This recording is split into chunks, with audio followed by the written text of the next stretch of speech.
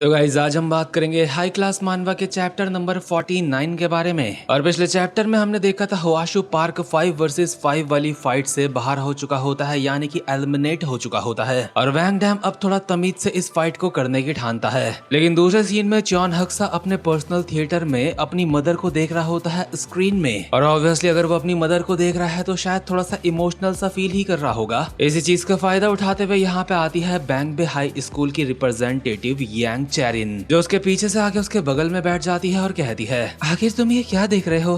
तुम चाहो तो अगली बार हम ये साथ में देख सकते हैं। सिर्फ हम दोनों ये साथ में देखेंगे, बाकी के एग्जीक्यूटिव्स को इस बारे में मत बताना। वैसे मुझे भी मूवीज वगैरह देखना काफी ज्यादा अच्छा लगता है। जॉन हक्सा ये सुन के किसी छोटे बच्चे की तरह इसके गले लग जाता है और ये भी इस चीज का पूरा फायदा उठा के इसे अपनी बाहों में लेके कहती है, ओह हमारा प्यारा हक्सा, तुम मुझे सब कुछ बता सकते हो। लेकिन इस बावली को ये नहीं पता कि चॉन हक्सा उसके गले इसलिए नहीं लगा था कि वो इमोशनल फील कर रहा है इसको देख के, क्योंकि चॉन हक्सा ने अभी कुछ तो ऐसा कर दिया होता है जिस वजह से इसकी चीखें निकल चुकी होती हैं। शायद चॉन हक्सा ने इसके कहीं पे काट लिया है या फिर इसको कस के दबा दिया है अपने हाथों से। चैरिन की सारी मस्ती बाहर निकल जाती है और चॉन हक्सा कहता है, यांग चैरिन, अपनी औकात से बाहर मत जा। इस चीज को समझ कि तेरी मेरे सामने क्या औकात है और जो मैंने तुझे ऑर्डर्स दिए हैं उनको पूरा कर। अगर तुझे मेरी बात समझ आ गई तो अब यहाँ से दफा हो जा। यांग चैरिन इस बेकार सी हालत में इस रूम से बाहर निकलती है और रूम से बाहर आते ही उसे दिखते हैं 3 लोग, जिनमें से एक होती है बैंगडियोंग गर्ल हाई स्कूल की नंबर 1 की लड़की, जिसका नाम है ली गारिम और इसको हमने पहले भी देखा है। ये अपने स्कूल की रिप्रेजेंटेटिव तो है ही, साथ में अपने स्कूल की सबसे ज्यादा ताकतवर लड़की भी है। चैरिन का चेहरा देख के ये उसको कहती है,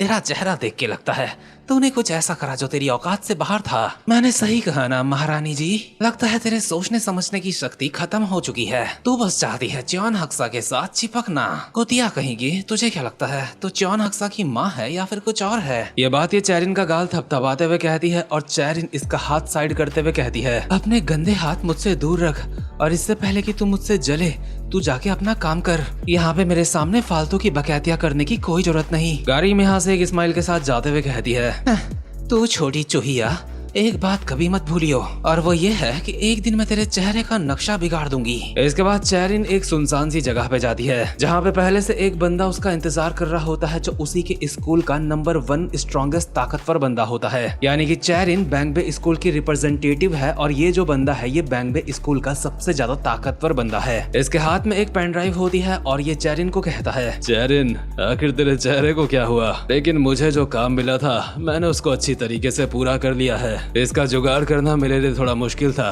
तो कैसा रहेगा इसके बदले थोड़ी सी चुम्मा चाटी हो जाए? लेकिन चैरिन इसके हाथ से पेन ड्राइव छीन लेती है और कहती है, जो मैंने कहा था, क्या तुमने पेन ड्राइव के अंदर वो सब कुछ डाल दिया है? अरे यार तुम सच में बहुत ज्यादा पत्थर दिल हो। ऑफ कोर्स मैंने इसमें वो सब कुछ डाल दिया है जो किसी सबूत का काम कर सकता है। अगर मैं और मेरी जान पहचान ना होती तो इस बिल्डिंग में कुछ भी हासिल कर पाना बहुत ज्यादा मुश्किल है। ट्रांजैक्शन रिकॉर्ड से लेके सारी चैट्स तक इसमें सब कुछ अच्छी तरीके से डाल दिया गया है। ऑफ कोर्स हमारी चैरिन ने भी काफी अच्छा काम करा है, हर चीज के ऊपर अपनी नजर रख के। यानी कि कुछ तो ऐसा है जो ये बैंग बे स्कूल वाले प्लान कर रहे हैं, लेकिन अभी हमें नहीं पता क्या प्लान कर रहे हैं। इसके बाद चैरिन कहती है, मूवी थिएटर से तो मुझे कुछ भी नहीं मिल पाया, लेकिन ये काफी होगा। चॉन हक्सा और ली गारिम, मुझे नहीं बल्कि तुम्हें अपनी औकात में रहना चाहिए। वो साले गंदी नाली के कीड़े किसी काम के नहीं हैं। जियोंग ग्यूशोंग, अब जल्दी से जोंगरो टेक हाई स्कूल वालों को कांटेक्ट कर, उन्हें बता हमने सब कुछ सेट कर दिया है और जल्दी ही शुरू करने वाले हैं। चैरिन का ये हरामखोरी वाला चेहरा देख के तो ये लौंडा भी हैरान होता है अभी, लेकिन ये बागड़ बिल्ली प्लान क्या बना रही है ये अभी तक हमें पूरी तरीके से बताया नहीं गया।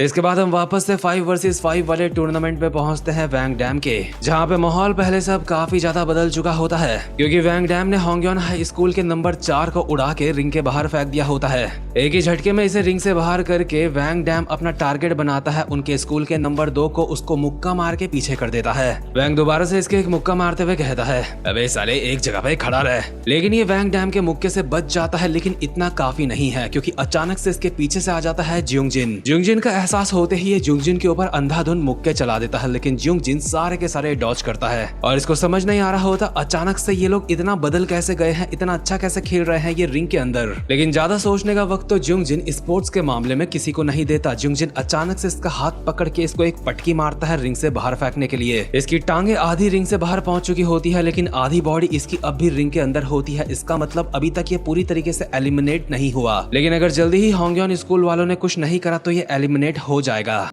इसके बाद हम टेशॉक को देखते हैं जो वैंग डैम को देख के अपने मन में बोल रहा होता है कि अब ये ठीक तरीके से सोच पा रहा है, जो इसके दिमाग में अब एक सॉलिड स्ट्रेटेजी आई है। वैंग डैम के दिमाग में स्ट्रेटेजी तो होती है, इसलिए टेशॉक उसको कहता है तो बताओ आखिर प्लान क्या है। वैंग डैम एक स्माइल के साथ कहता है यहाँ पे हमारे साथ कोई ऐसा है जो मेरे प्लान में बिल्कुल फिट बैठता है, मुझे बस उसे अच्छी तरीके से यूज करना है, और वो और कोई नहीं, वो है हाई स्कूल जूडो टीम का एक बंदा जो कि जूडो के मामले में कभी भी हारता नहीं है जब तक सामने वाला कोई फाउल ना कर दे। ये एक जूडो की मशीन है जो खाता जूडो है, जो सोता जूडो है और जो सांस में भी जूडो को लेता है। इसमें कोई शक वाली बात नहीं है। हमारे सामने वाले बंदे बाकी के स्कूल के बंदों से काफी ज्यादा अलग हैं। अगर हम बिना सोचे समझे इनके ऊपर हमला करेंगे तो हम इनके जाल में फंस जाएंगे पहले की तरह। इसलिए हम सभी को यहाँ पे ठीक तरीके से अपना काम करना होगा और फिर हम इन्हें दिखाएंगे कि एक असली टीम वर्क किसे कहते हैं। अभी के लिए जो टोपी वाला बंदा है उसके अलावा किम टेशॉक के पास और कोई बंदा नहीं है जिसका उसे सामना करना है, इसलिए मैंने प्लान बनाया है इन लोगों को एक जगह पे बांधने का। अभी के लिए चोई डोंगवान अकेले 2 बंदों को रोक के रखेगा।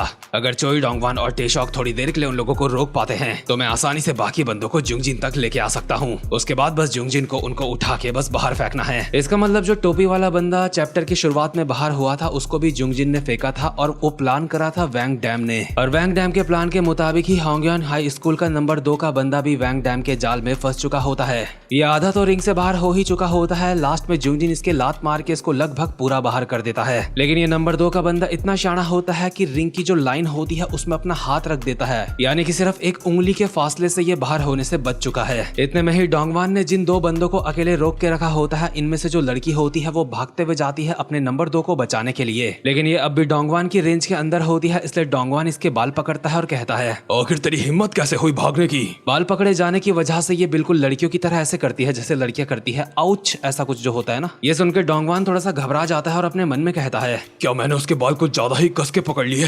अगर ऐसी बात है तो मुझे ये छोड़ देने चाहिए। डोंगवान ने बाल छोड़े भी नहीं थे, बस पकड़ ही ढीली करी थी। इतने में ही ये डोंगवान के हाथ में रैपट मार के भाग जाती है, यानी कि इसने बहुत ही लड़कियों की तरह जो अभी आउच करा था ये डोंगवान को दिखाने के लिए ही करा था ताकि डोंगवान अपनी पकड़ ढीली कर ले। और डोंगवान मुस्टंडस के जाल में फंस भी जाता है। इसलिए ह्वाशु पार्क बाहर से चिल्ला के कहता है अबे गधे कहीं के, आखिर तू ये क्या कर रहा है? अब जो नंबर 2 का बंदा लगभग बाहर गिरने ही वाला होता है उसने जुंगजिन की टांग पकड़ ली होती है और जुंगजिन के पीछे से उसको बाहर धक्का देने के लिए आ रही होती है लड़की। ये देख के शिहोन की हालत खराब हो चुकी होती है और अपने मन में कहता है नहीं, अगर ऐसा हुआ तो जुंगजिन मुसीबत में पड़ जाएगा। इतने में ही लड़की पीछे से उछल के जुंगजिन के एक खतरनाक सी लात मारती है उसे बाहर फेंकने के लिए, लेकिन जुंगजिन ने ये लात आती हुई देख ली थी, इसलिए जैसे तैसे करके खुद को संभाल लेता है और बाहर नहीं गिरता और उल्टा लड़की को ही एक हाथ से पकड़ लेता है। लड़की अब गलत भाई के हत्थे चढ़ चुकी होती है, इसलिए अपने मन में कहती है क्या ये साथ साथ में मुझे भी पकड़ने की कोशिश कर रहा है?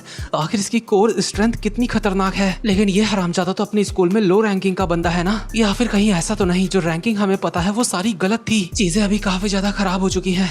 अगर ऐसा ही चलता रहा तो हमारी टीम के 2 बंदे और बाहर हो जाएंगे। टेशॉक ने होंगयोन हाई स्कूल के लीडर को रोक के रखा होता है, लेकिन उन दोनों की नजर इसी तरफ होती है क्योंकि ये सारा का सारा षड्यंत्र वैंग डैम ने ही रचाया है जो भागता हुआ हंसते हुए यहाँ पे आ रहा होता है इन्हीं के पीछे से, और यहाँ पे आते हुए कहता है बहुत बढ़िया, उन दोनों को पकड़ के रखो और ज्यादा हिलना मत। होंगयोन हाई स्कूल का लीडर अपने एक बंदे को कहता है योंगिल जाके उनकी मदद करो। योंगिल और कोटेहो जिन से फाइट कर रहे थे वहां से भागते हुए उन लोगों की तरफ जाते हैं अपने बंदों को बचाने के लिए। आसान शब्दों में कहूँ तो इनको सिर्फ वैंग डैम को रोकना है क्योंकि वैंग डैम ही पीछे से आके उनको लात मार के बाहर फेंक सकता है। और जो ये बंदे वैंग डैम को रोकने के लिए आ रहे होते हैं उनके पीछे से भी उनको रोकने के लिए वैंग डैम के बंदे आ रहे होते हैं, यानी कि मामला काफी ज्यादा इंटेंस हो चुका है। सबसे पहले योंगिल वैंग डैम के रास्ते में आता है, लेकिन डोंगवान अचानक से उसको पकड़ के साइड कर लेता है और वैंग डैम उछल के इन लोगों से पार चला जाता है। लेकिन तभी टेहो वैंग डैम के सामने आ जाता है और उसके एक लात मारता है। वैंग घुटनों के बल स्लाइड करता हुआ नीचे झुक के इस लात से बच जाता है और दोबारा से आगे भागने लगता है ली जुंगजिन की तरफ, जिसके ऊपर दूसरी टीम के 2 बंदे चिपट रखे होते हैं। लेकिन वो दोनों भी साथ में मिलकर जुंगजिन को बाहर नहीं फेंक पा रहे होते क्योंकि जुंगजिन की कोर स्ट्रेंथ बहुत ज्यादा खतरनाक है।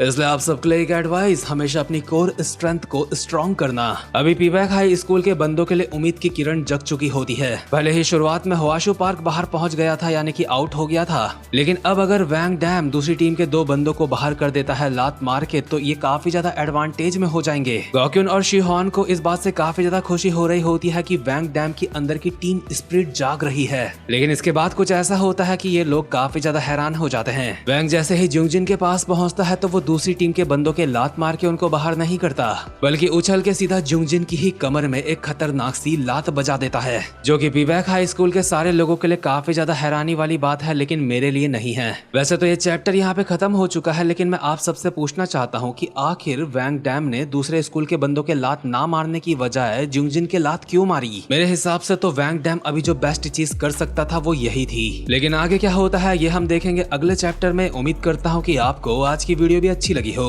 साथ में वीडियो को लाइक और चैनल को सब्सक्राइब भी कर लेना। अब मैं मिलूंगा आपसे अपनी नेक्स्ट वीडियो में, तब तक के लिए गुड बाय।